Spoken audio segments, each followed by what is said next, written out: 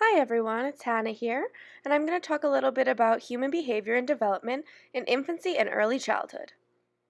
All children deserve the best environment in which to thrive and succeed, which is why it is necessary to provide parents with resources and education to create the optimal environment. This is especially relevant to at-risk groups who often lack the necessary supports and knowledge to achieve this. For example, in the case of teen parents, without support and education, their children are at a higher risk of developmental and academic delays, being preterm, low birth weight, and adverse social, economic, and health outcomes. Research has shown that programs that educate and empower parents and their children can improve these outcomes. RICS 2016. From roughly the 8th week of gestation, brain development or neurogenesis begins and continues throughout the lifespan. Infancy and childhood are critical periods for brain development, as rapid neurogenesis is occurring during this time, and synaptic pruning is restructuring these neural connections based on the child's experiences. When explaining brain development, many use the term use it or lose it, which means only the neural connections that are used regularly will be strengthened and remain, and all others will be pruned away.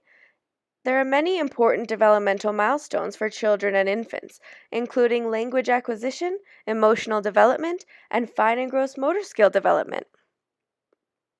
These critical periods of development lay the groundwork for how individuals form their identity, values, and beliefs, which in turn affects their behavior and interactions with others.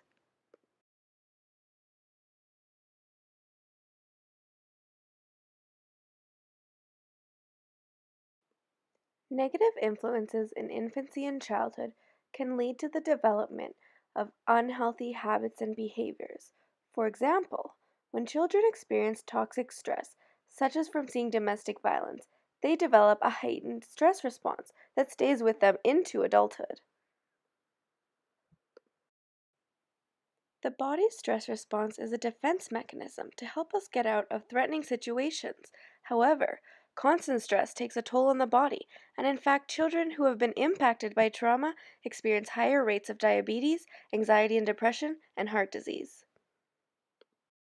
Some parents, often due to their own upbringings, lack the important knowledge and skills to create the optimal environment for development. For Indigenous peoples, the horrible atrocities of colonization impeded their ability to pass on their traditional child rearing practices because they were forbidden to practice or speak of any of their cultural traditions. For residential school survivors, they were not able to receive the important early learning experiences that help build a healthy brain and body, which in turn affects their ability to parent and their ability to teach their own children how to parent. These intergenerational impacts contribute to the extremely high rate of Indigenous children in the child welfare system today.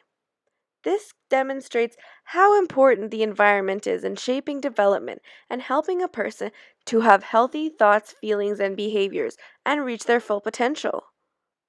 That's why groups and programs that support and educate parents are essential to fill gaps in their knowledge and enhance the skills they already possess.